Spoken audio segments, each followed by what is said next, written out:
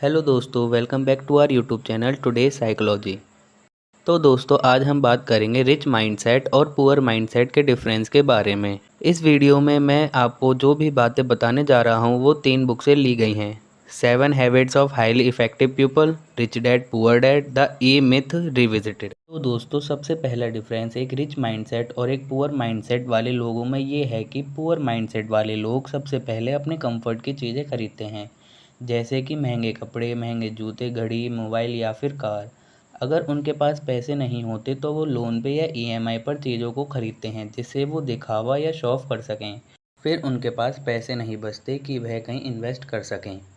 वहीं दूसरी तरफ अमीर लोग सबसे पहले अपने लिए एसेट्स बनाते हैं, ऐसी चीज़ें बनाते हैं जिससे उनके पास पैसे आ सकें। उसके बाद वो कंफर्ट की चीज़ें खरीदते हैं। तो दोस्तों, इस पर मैं आपको एक कहानी सुनाता हूँ। एक गरीब आदमी था, वो भगवान से हमेशा अपनी गरीबी की शिकायत करता रहता था। उसे शिकायत ये थी कि उसकी झोपड़ी से कुछ दूर रहने वाला आदमी इतना अमीर है और वो इतना गरीब है। अमीर आदमी को सब कुछ आराम से मिल जाता है और गरीब को हमेशा मेहनत करनी पड़ती है, तब भी उसे कई बार भूखा सोना पड़ता है। रोज उसकी शिकायत सुनकर भगवान ने सोचा क्यों ना आज इसकी बात सुन लेता हूँ। तो भगवान ने क्या करा, जो अमीर आदमी था उसको भी गरीब आदमी के बराबर गरीब बना दिया और दोनों को एक मछली पकड़ने वाली छड़ी दे दी और दोनों को एक बराबर झोपड़ी दे दी और दोनों के हालत एक जैसे कर दिए। क्योंकि दोनों ही एक बराबर के गरीब थे और दोनों के पास एक मछली पकड़ने वाली छड़ी थी, तो दोनों मछली पकड़ने लगे। दोनों ने ही 10 मछलियां पकड़ी और जो आदमी पहले से गरीब था उसने अपनी सारी मछलियां 2000 रुपये में बेच दी। उस आदमी ने अपने परिवार के लिए अच्छा खाना, अच्छी मिठाइयाँ खरीदी और उस आदमी ने पूरे परिवार के साथ मिलकर वो रात बहुत ही अच्छे तरीके से पार्टी करते हुए मनाई। लेकिन जो आदमी अमीर से गरीब हुआ था उसने 10 में से सिर्फ 9 मछलियाँ ही बेची और एक मछली को अपने परिवार के साथ मिलकर खा लिया और बाकी की 9 मछलियों को उसने 1800 रुपये में बेच दिया। हालांकि ऐसा करने से उसके परिवार को भूखा रहना पड़ा, लेकिन फिर भी उसने यही किया। अगले दिन उसने 1000 रुपये में एक नई छड़ी खरीद ली और 500 रुपये एक इंसान को देकर अपने साथ काम करने के लिए रख लिया और 300 रुपये बचा कर रख लिए ताकि ज़रूरत पड़ने पर वह काम आ सके। और अगले दिन जो इंसान पहले से ही गरीब था, जिसने अपनी मछली के सारे पैसे पहले ही खर्च कर दिए थे, उसे फिर से 10 मछलियां मिली। इस बार भी वही हुआ, शिकायत करने वाले व्यक्ति ने अपनी सारी मछलियों को बेच दिया और अपने पैसों को अलग अलग जगहों पर खर्च कर दिया। लेकिन अमीर व्यक्ति को इस बार 20 मछलियां मिली और उसमें से उसने 18 मछलियों को बेच दिया और 2 मछलियों को अपने परिवार के साथ खाकर सो गया। इस बार उसके परिवार को थोड़ा ज्यादा खाना मिला, लेकिन किसी का पेट नहीं भरा था, लेकिन फिर भी किसी ने शिकायत नहीं की। अगले दिन फिर वही हुआ, जिस इंसान को भगवान ने गरीब बनाया था उसने 18 मछलियों को बेचे हुए 3600 रुपयों से 2000 रुपये निकाल कर 2 छड़ी खरीद ली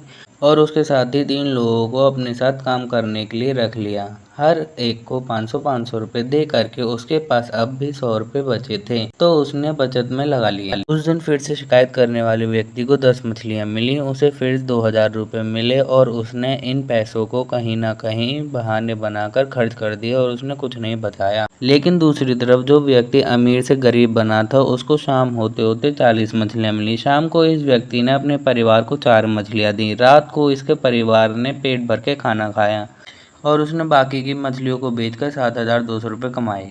अगले दिन उसने 3000 रुपये में 3 छड़ी खरीदी। अब उसके पास कुल 7 छड़ी हो गई थी। अभी भी उसके पास 4600 रुपये बचे थे, तो उसने 7 लोगों को बुलाया, हर एक को 500 रुपये दिए और खुद उनके काम पर नज़र रखने लगा। इतना पैसा खर्च करने के बाद भी उसके पास अभी भी 1100 रुपये बच गए थे। जब शाम हुई तो इस व्यक्ति के पास 70 मछलियाँ थीं और पहले के 1100 रुपये भी बच गए थे। दिन भर कोई काम नहीं किया तो वो ज़्यादा थका हुआ भी नहीं था।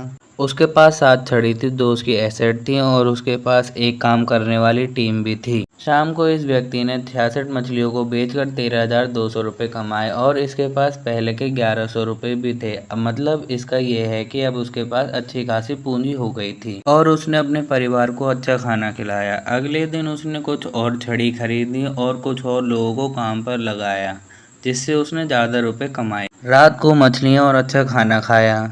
इस काम को वह हर रोज करता रहा और पहले की तरह अमीर बन गया और उसने अपना पहले वाला घर भी खरीद लिया।